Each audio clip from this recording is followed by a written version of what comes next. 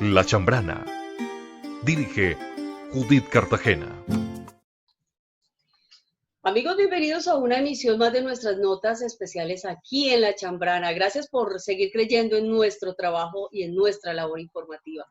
Quiero contarles que seguimos comprometidos con el cuidado en casa, con el cuidado del otro a partir del mío, porque tenemos claro que en este momento, si yo me cuido, estoy cuidando al otro, y si el otro se cuida, me está cuidando a mí. Es como hemos recibido este mensaje del universo y como lo estamos también compartiendo con toda nuestra audiencia. Hoy tenemos un invitado muy especial, todos nuestros invitados son muy especiales.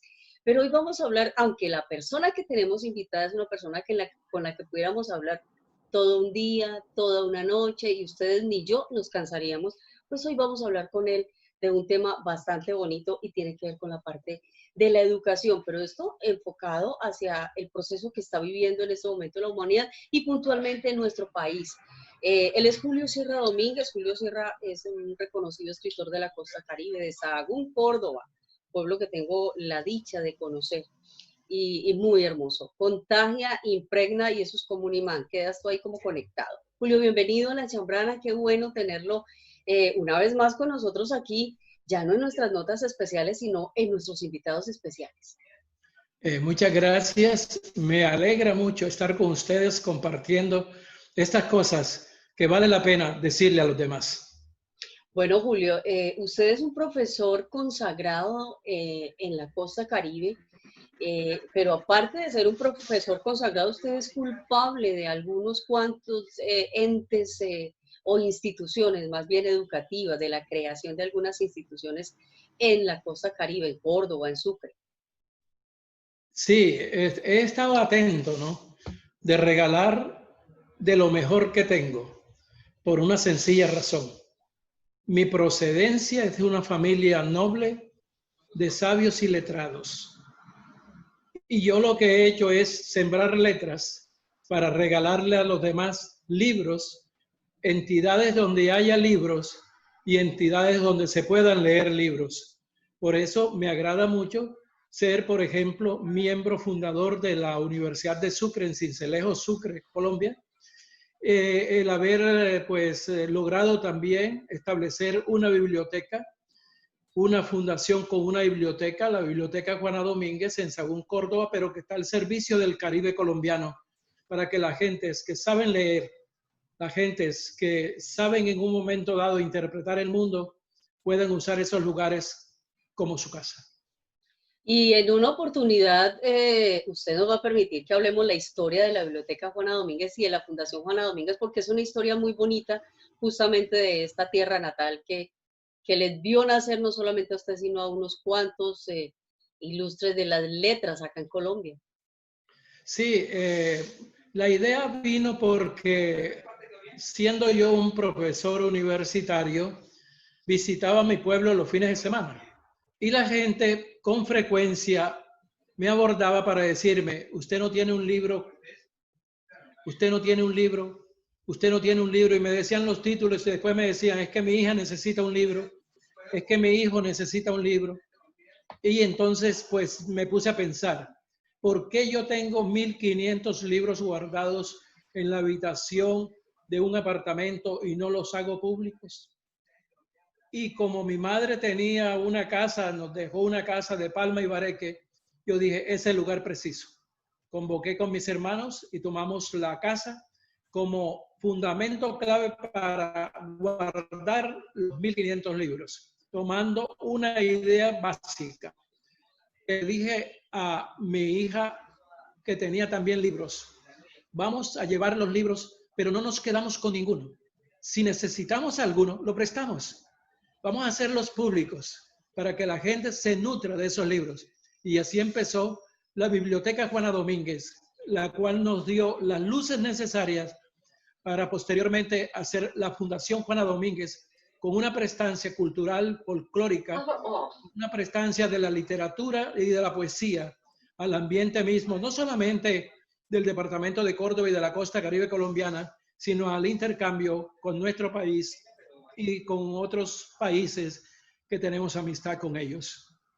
y que ha hecho una labor educativa y de concientización de la importancia del libro en la vida de los niños. Desde ahí parte pues todo ese proceso bonito que la Biblioteca Juana Domínguez viene realizando en favor de la cultura de la costa Caribe y de Colombia. Sí, la tenemos de puertas abiertas. Es una fundación de carácter privado, pero con un servicio público. Nosotros no Bueno, tenemos nada. todo lo Todo que es de la gente. tenemos es para la comunidad, la frase tácita en la manera de vivir de Julio Sierra. Julio, usted es una persona, como lo decíamos hace un momento, aparte de que está embebido, vive en medio de los libros, nació en medio de ellos, ha parido algunas generaciones en medio de las letras de los libros. Ha sido una persona que tiene mucho que ver con el tema de la educación, porque así como nos lo refirió hace un momento, y usted se lo pasa regalando su conocimiento en el mejor sentido de la interpretación de esta frase. Pero Julio, estamos en un momento en el que no podemos aislar ninguna de las facetas ni de los factores que implican el desarrollo humano y estamos en una situación que la humanidad no esperaba, pero que vino para darnos unas cuantas lecciones de manera individual y de manera colectiva. El sector educativo, a su manera de ver, ¿cómo lo ve usted en este momento respecto de las mismas medidas que ha implementado el ministerio? Usted es un hombre de educación, usted es docente, consagrado, con un concepto de la educación un poco distinto a lo que hay en la cotidianidad y está enmarcado dentro de este grupo o de este sector más bien que son los docentes del país.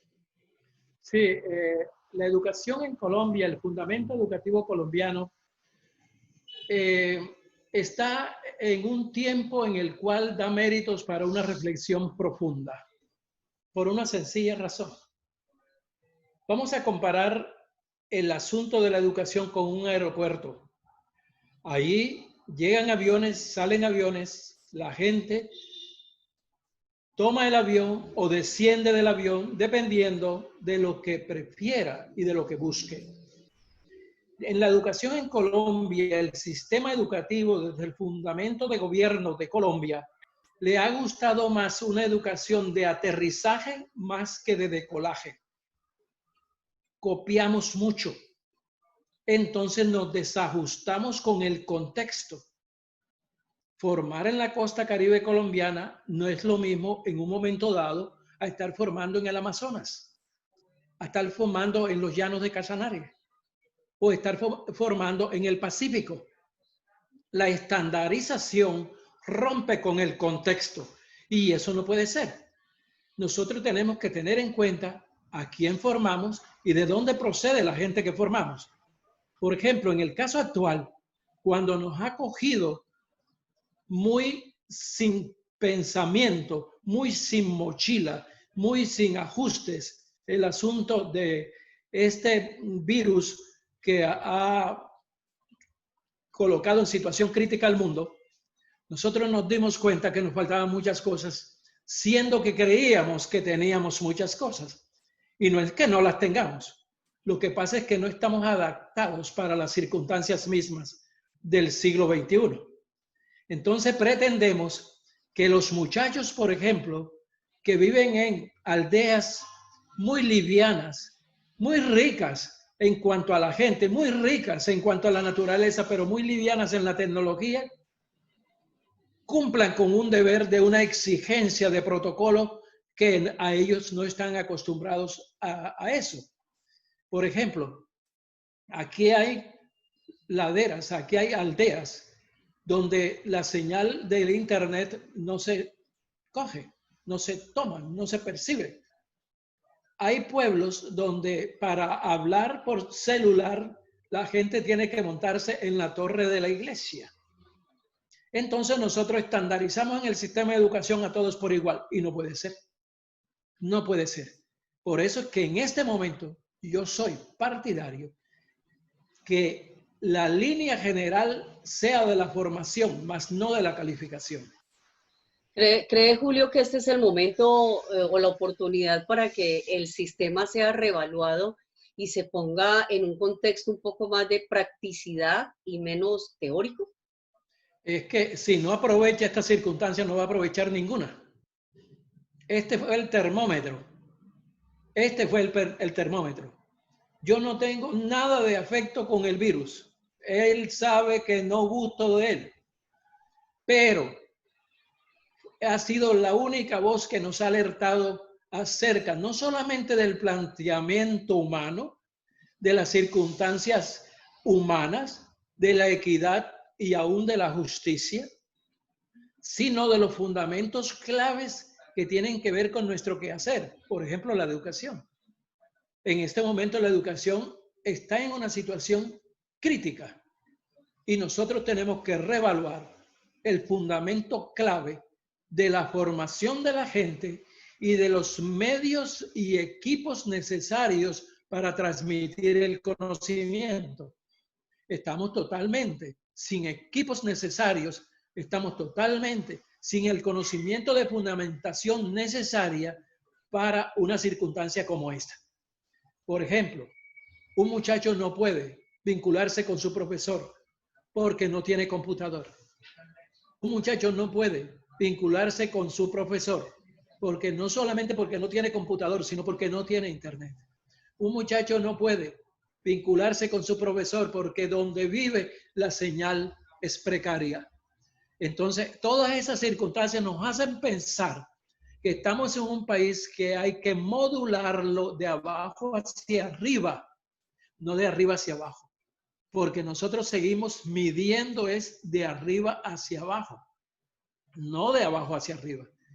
Es la razón, por ejemplo, que decimos el Chocó es el departamento más pobre de Colombia, porque no lo conocemos de abajo hacia arriba. Entonces, ¿por qué hablamos de la explotación del oro en el Chocó? ¿Por qué hablamos que están acabando con las selvas del Chocó? ¿Por qué? Porque el Chocó, en cuanto a la flora y a la fauna y al fundamento hídrico, es uno de los departamentos más ricos que tiene Colombia. Entonces, de eso se trata. De eso se trata, de mirar el país de abajo hacia arriba. Y una de las claves que hay para mirar el país de abajo hacia arriba es la educación. La educación en las escuelas, en los colegios y en las universidades. Hay un aspecto crítico que yo creo que podemos tocar y es el aspecto de cómo esto ha hecho que los muchachos hayan convertido su casa en escuela y que la maestra es la mamá y la mamá es iletrada o el maestro es el papá y el papá trabaja por las tardes y la seño exigiendo el protocolo de un cuestionario que ni ella misma podría responder en un momento dado de instantes como le exigen a las familias en estas circunstancias. Colombia, y si le sumamos a esta situación que usted nos está compartiendo, Julio, el hecho de que que quedó roto ese dinamismo de la, se me fue la palabra, de la familia educativa, de todo el componente donde hace parte el colegio, el alumno, la familia. Entonces ya cada uno hace por su lado y el alumno está aquí sentado de una manera mecánica, simplemente respondiendo unos cuestionarios que puede divinamente consultar en internet sin tener esa interacción de la que usted está hablando y en la que se ha resquebrajado esa relación. Yo lo veo desde esa óptica. Yo he sabido de casos de niños que no tienen acceso a internet, que no tienen acceso a un computador, que están trabajando con unos celulares de baja gama, donde tienen que hacer un esfuerzo visual muy fuerte para poder hacer sus tareas desde allí, pero lo están haciendo. Sin embargo, estamos viendo que el gobernador tal entregó tantas tablets y tantos computadores para educar, pero son 10, 20 computadores entre una cantidad de miles de estudiantes a los que no les está llegando realmente. Sí. Nosotros o a nosotros nos han hecho víctimas, pero a la vez amantes de nuestra propia esclavitud. Nos están exigiendo repeticiones de la repetidera, pero no nos forman a nosotros en el asunto de la formación de la gente. Entonces lo que nosotros tenemos que buscar es la formación de la gente. es más importante que en un momento dado un muchacho respete a la persona mayor a que sepa que el nombre de las 3 barcas que vinieron con Cristóbal Colón, entre comillas, a descubrir América. Es más importante que el muchacho sepa el nombre del papá o de la mamá a que en un momento dado sepa cuál es la raíz cuadrada de tal cosa. Siendo que eso no deja de ser importante, pero no es la clave. No es la clave. Nosotros tenemos que identificar a nuestra gente con lo que realmente nosotros somos. La globalización consiste en mostrar lo nuestro en el exterior y aceptarlo del exterior como parte del todo. No que nos traigan y nos invadan. Porque si no, ¿dónde está lo nuestro? Y si la escuela y el colegio y la universidad no hacen parte de este proceso, nosotros estamos sepultados en vida. Estamos sepultados en vida, porque la escuela no es simplemente para entregar un diploma. La escuela es para certificar la formación de una persona. Sin embargo, la sociedad nos exige certificados por doquier, de todo exige certificados, a veces incluso sin tener en cuenta la idoneidad, porque no todos están en la capacidad y no todos eligen la carrera de acuerdo a sus propios sueños y a sus propios anhelos, sino cumpliendo con unos esquemas, con unas exigencias, más bien de tipo social. Eso es así. Y se ha dado también el caso de genialidad dentro del proceso de la economía, dentro del mismo proceso de la filosofía y de la literatura, que no son gente con altos títulos, sino con formación. Con formación. Y eso es lo importante. Eso es lo importante, la formación de la gente.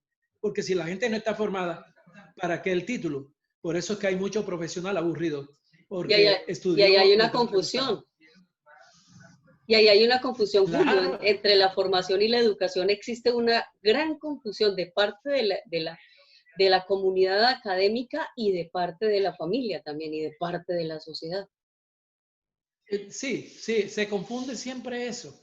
Aún más, nunca hemos interpretado el fundamento de la sabiduría, sino el fundamento de la intelectualidad. Los abuelos nosotros eran sabios, supieron defenderse en la vida y murieron de viejos y alegres y contentos. Hoy por hoy es simplemente un ataque del uno por el otro, una zancadilla del uno por el otro. Sales tú para entrar yo. Y por eso ha quedado muy, muy fácil la presa de qué color político eres. Y atendiendo al color político, pues vas a un alto cargo o no vas a un alto cargo, siendo que yo no tengo ni el conocimiento ni la formación para ese cargo. Mientras quien tiene el conocimiento y la formación es un pedigüeño. Anda detrás, anda buscando. Es una desigualdad, es una inequidad. Y el país, en el caso nuestro de Colombia, para no irnos muy lejos, se defiende en esa inequidad, en ese fundamento La Chambrana. de yo no sé Dirige quién soy. Judith Cartagena. Y entonces obedezca, usted tiene que hacer lo que nosotros le decimos. Simplemente es lo que nosotros le decimos. No hay otra opción, no hay otra oportunidad, sino lo que nosotros le decimos. Y eso es un gran error. Julio, hacemos una pintura nueva para la escuela ahora o se nos cae la escuela.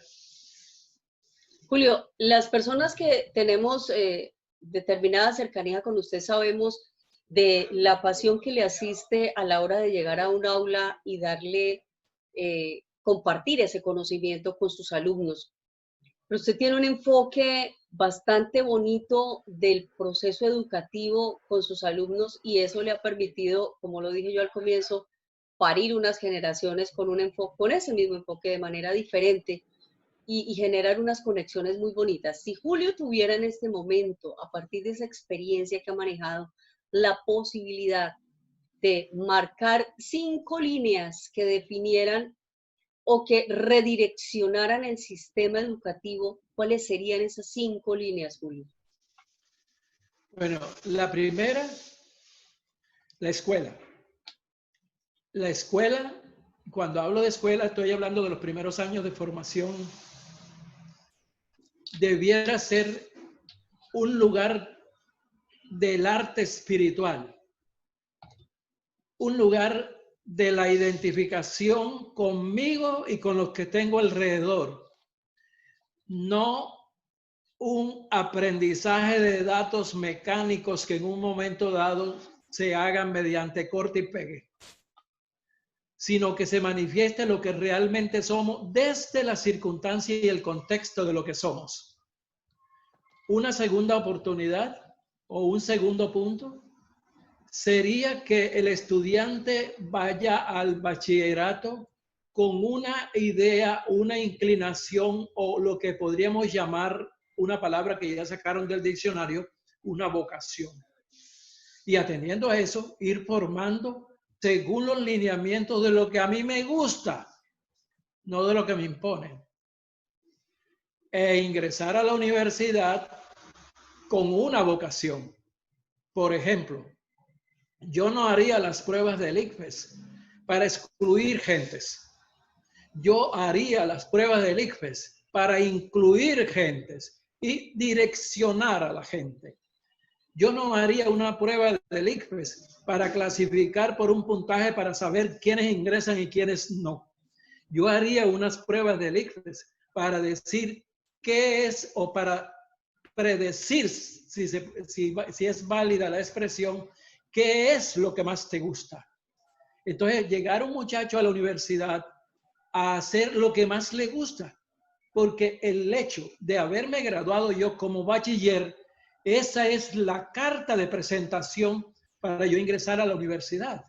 Porque si no me sirve el título de bachiller para ingresar a la universidad, ¿para qué entonces me gradué?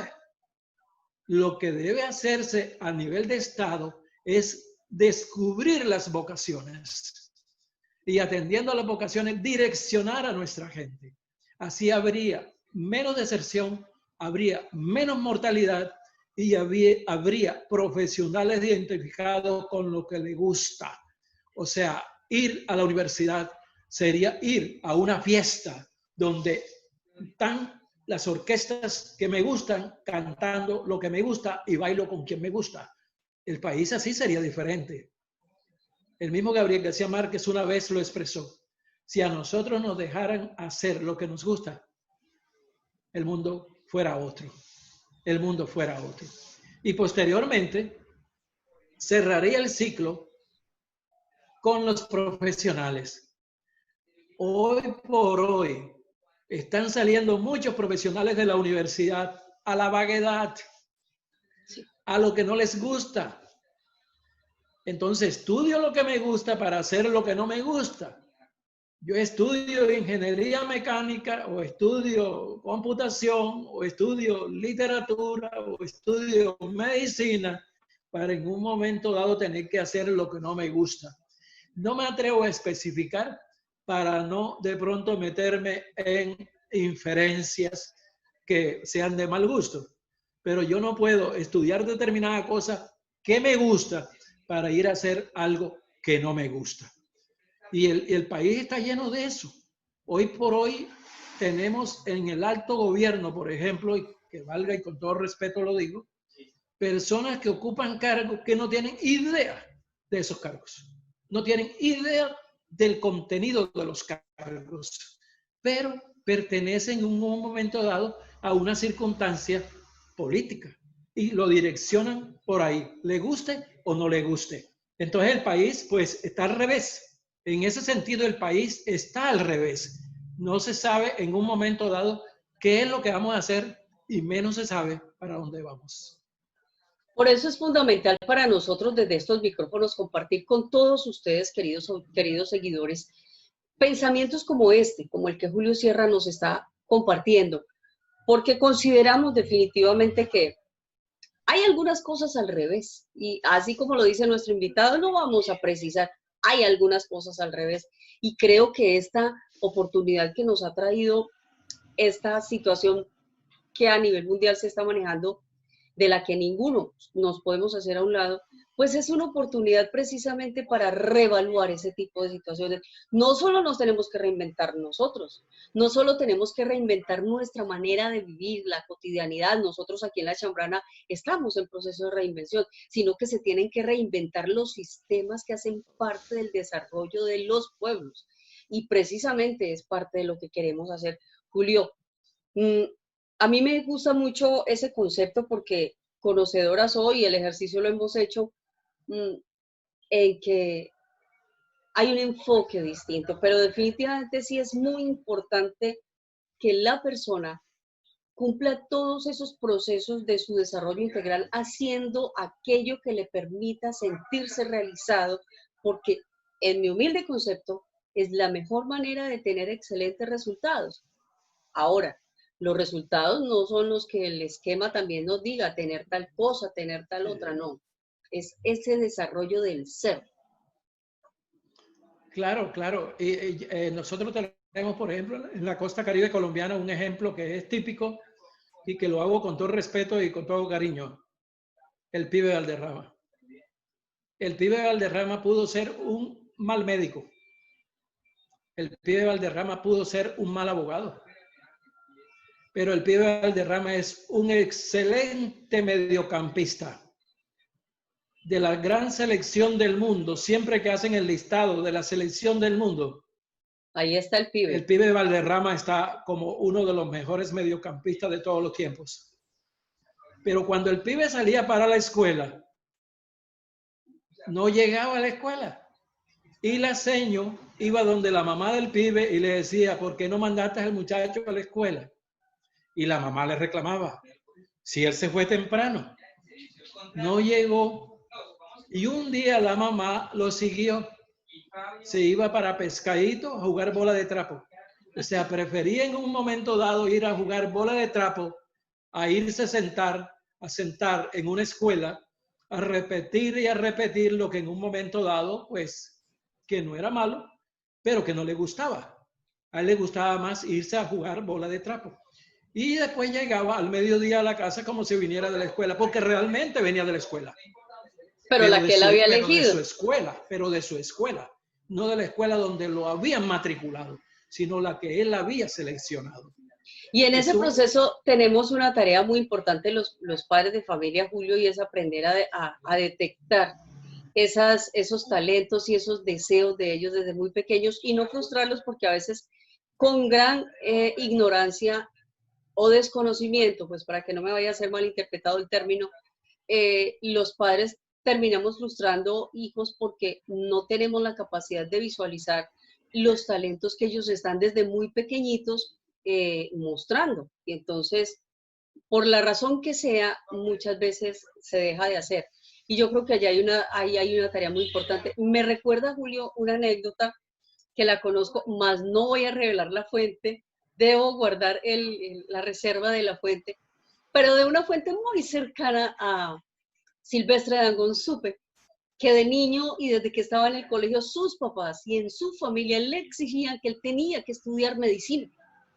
Y él se escapaba y fue rebelde porque él lo que quería era ser músico. Y se escapaba juntamente con un primo. El primo sí hizo algo. El primo dijo, voy a estudiar medicina para darle gusto a la familia, pero yo quiero también ser músico. Hoy día el primo de Silvestre es más médico que músico.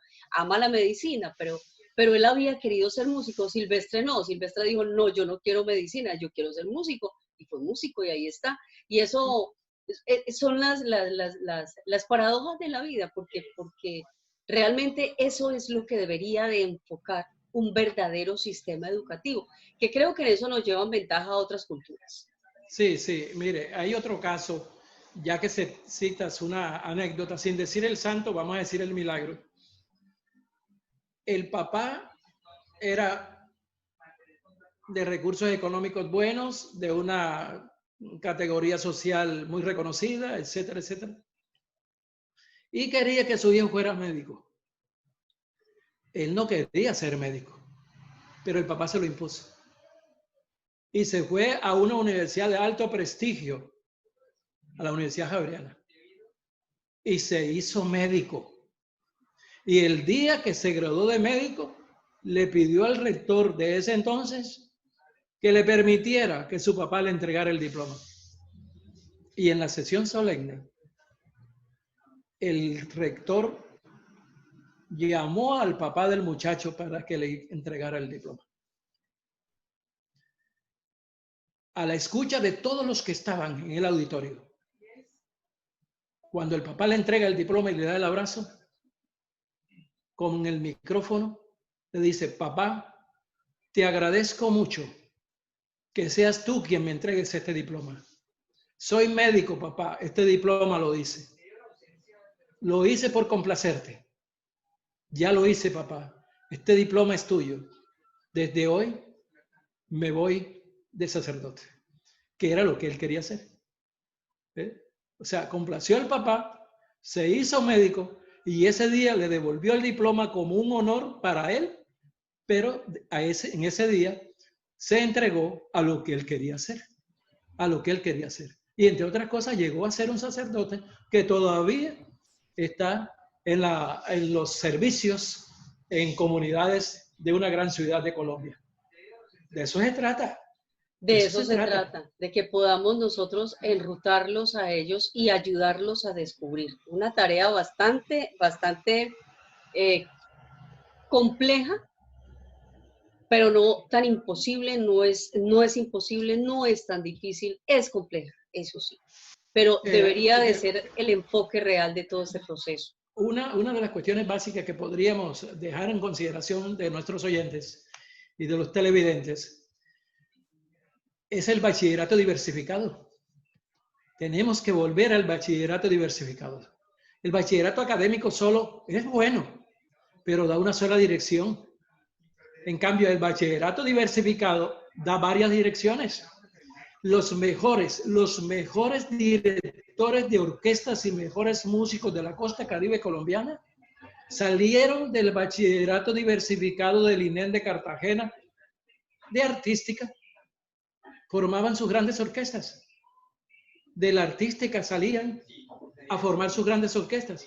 Y no iban de pronto a estudiar de una vez grandes cosas de la música, sino que ya tenían la formación elemental para desenvolver otras cosas.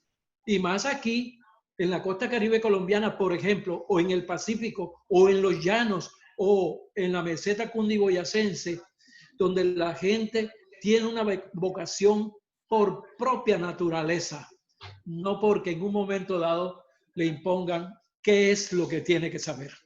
Y hacia allá tiene que apuntar este proceso. Pues quiero contarle, Julio, que yo hago parte, yo creo que de las últimas generaciones de bachillerato diversificado, y es una cosa muy bonita porque es una experiencia maravillosa, eso de salir de bachillerato y tener ese doble enfoque, donde uno puede decidir, bueno, yo quiero hacer esto. En mi caso, por ejemplo, yo tomé una decisión de quiero hacer esto porque yo quiero ser esto, pero bueno, el talento estaba por otro lado y nos fuimos por ahí, sin embargo, siguió siendo una de mis pasiones. Julio, ¿cuándo hablamos de poesía? ¿Cómo? ¿Cuándo hablamos de poesía para nuestra audiencia? Yo les dije al comienzo que con Julio Sierra se habla de muchas cosas. Sí. Es un tema muy bueno porque yo creo que la poesía es el espejo donde se mira lo que realmente se es por dentro. Y la poesía está viva y la poesía tiene la palabra y usted tiene el medio para hacerlo. La invitamos a que conforme un grupo de los cuales quisiera ser invitado para que hablemos de la poesía como la expresión del alma. Bueno, Julio, yo hago la tarea juiciosa. A mí cuando me ponen tareas, yo soy de lo juiciosa con ellas y me parece interesantísimo. Julio, el tema educativo empieza también por un compromiso con la vida de manera integral, descubriendo que esencialmente no somos tanto físico, sino más bien espíritu, y en el momento que entendemos eso, podemos enfocar mucho mejor las decisiones y una de ellas es la parte educativa de nuestros hijos, de nuestros familiares, de las personas que tenemos cerca, de esas personas que podemos influenciar o impactar más bien de una manera positiva. Finalmente, Julio, porque vamos a hacer la cita para que hablemos de la poesía, porque la poesía está viva, yo asumo la tarea, asumo el reto aquí en La Chambrana. Decirle muchas gracias por compartir con nosotros. Seguramente tendremos muchos espacios para compartir con Julio Sierra y otros grupos y otras personas a la vez de esos temas que tienen que ver con la formación del ser de manera integral. Somos unos seres totalmente convocados a vivir en el paraíso. Nosotros no hemos perdido el paraíso. Nos dijeron que lo habíamos perdido, simplemente para que lo ocuparan personas mezquinas. No hemos perdido el paraíso y la educación es una opción para tener los ojos abiertos y percibir con los ojos abiertos y meditar con los ojos cerrados la gran verdad de la vida. Porque la vida no es un tránsito inseguro. La vida tiene que ser necesariamente el disfrute de los tiempos. Pues muy bien, Julio, muchas gracias por acompañarnos en este espacio tan especial para nuestra audiencia. A ustedes, queridos seguidores, decirles, seguimos aquí, seguimos vivos, seguimos generando contenidos que consideramos van a aportar de manera positiva a la vida de ustedes y a la nuestra. Julio Sierra, muchas gracias por permitirnos hoy usted allá desde Sagún este espacio tan bonito. Que esté muy bien, muchas gracias, muy amable usted. Bueno, a todos nuestros oyentes recuerden, su bienestar nos importa. Si se cuida, nos cuida. Quédese en casa. Este es un compromiso de todos con la vida de todos. Un abrazo. Chao, chao.